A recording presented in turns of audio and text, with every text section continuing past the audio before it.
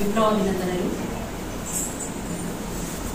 ఈరోజు ఈ జన చైతన్య యాత్ర మేము చేపట్టడానికి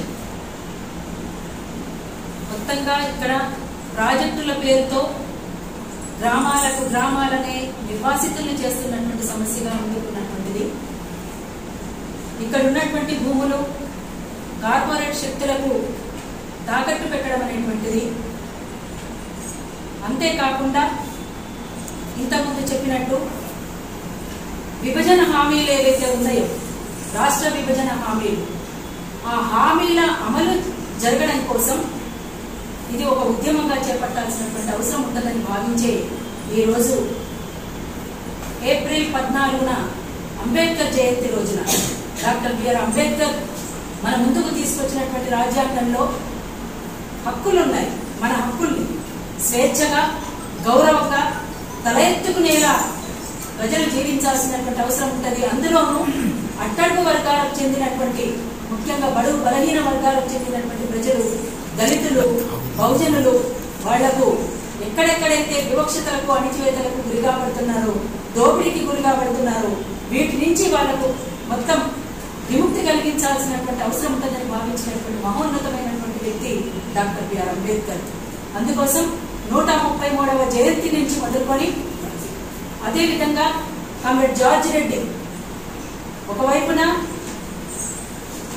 ఏప్రిల్ 14న డాక్టర్ బిఆర్ అంబేద్కర్ జయంతి, అదే రోజున ఒక విప్లవకారుడు, ఒక సామాజిక విప్లవకారుడు డాక్టర్ బిఆర్ అంబేద్కర్ అయితే, ఇంకొక విప్లవకారుడు కామ్రేడ్ జార్జ్ రెడ్డి వర్ధంతి కూడా 14వ తేదీ.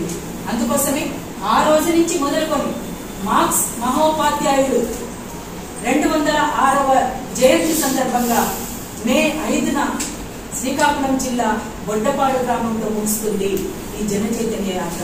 అంటే 21 రోజులుగా ఈ జన చైతన్య యాత్ర అన్ని జిల్లాలను, ఆంధ్రప్రదేశ్లోని అన్ని జిల్లాలను తాకుతూ ఆయా ప్రాంతంలో ఉన్నటువంటి అనేక సమస్యలను లేవనెత్తుతూ ప్రజల్ని చైతన్యవంతం చేస్తూ బొడ్డపాడుకు చేరుతుంది. అదొక చారిత్రాత్మకమైనటువంటి ప్రదేశం.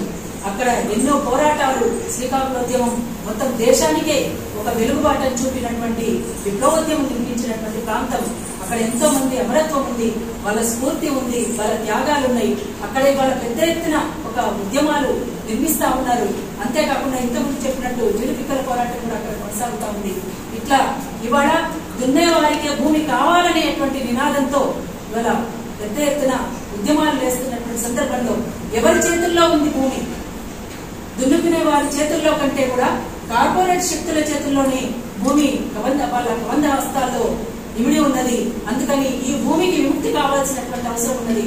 అనిల్ అంబానీ వాళ్లకు రెడ్ కార్పెట్ పరిచి స్వాగతం పలుకుతున్నటువంటి పరిస్థితిలో అటు దేశంలోనూ ఇటు రాష్ట్రంలోనూ ఇక్కడ ఉన్నటువంటి పాలకులు చేస్తున్నటువంటి విధి విధానాలకు వ్యతిరేకంగా ఇవాళ జన చైతన్య యాత్ర కొనసాగుతా ఉంది.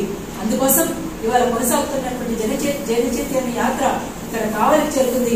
ఇక్కడ జవహర్ భారతిలో గతంలో చదువుకున్నటువంటి వాళ్ళు, అనేక ఉద్యమాలలో పాల్గొన్నటువంటి వాళ్ళు ఉన్నటువంటి చరిత్ర ఉంది ఇక్కడ జవహర్ భారతి కాలేజీకి.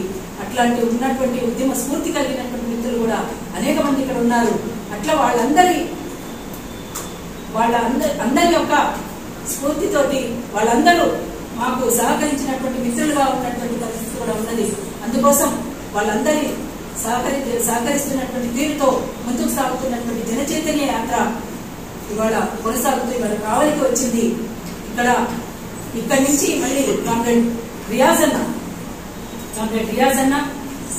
2004లో అటు ప్రభుత్వానికి ఇటు నక్సలైట్లకు మధ్యలో జరిగినటువంటి చర్చల్లో సిపిఎంఎల్ జనశక్తి పార్టీ నుండి కామ్రేడ్ అమర్, కామ్రేడ్ రియాజ్ చర్చలకు పోయిన తీరు మీ అందరికీ తెలిసిందే. కామ్రేడ్ రియాజ్ అన్న ఇక్కడే చదువుకుని తన ఎదుగుదల అంతా కూడా ఇక్కడే జరిగింది. తను పేద ప్రజల కోసం, పేద ప్రజల్ని గెలిపించడం కోసం, భూమి విముక్తి కోసం సాగుతున్నటువంటి పోరాటంలో నా పాత్ర ఉండాలి అన్నటువంటి దాని ఒక మహోన్నతమైనటువంటి ఆశయం కోసం కొనసాగినటువంటి పోరాటంలో తను ముందుకు సాగిపోయేది. ఆ రకంగా బదనకల్లో బోటకు ఎదురు కాల్పుల్లో అమరుడైండు.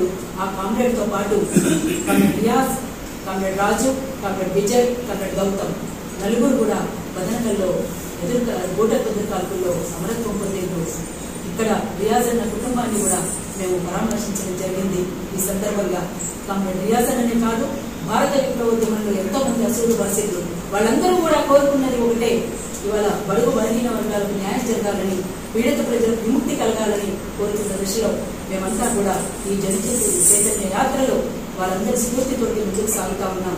ఇక్కడ ఉన్నటువంటి ప్రజలందరికీ కూడా న్యాయం జరగాలని, ఆయా ప్రాంతాల్లో జరుగుతున్నటువంటి అనేక సమస్యలు ఉన్నాయి, ఆ సమస్యను లేవనెత్తుతూ ముందుకు సాగుతున్నటువంటి జనచైతన్య యాత్రను స్వాగతించినందుకు మీ అందరికీ కూడా మరొకసారి విప్లవ అభినందనలు.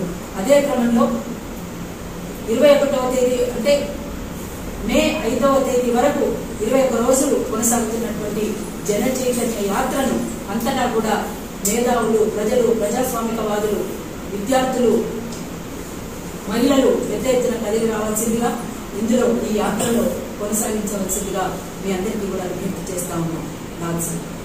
Thank you.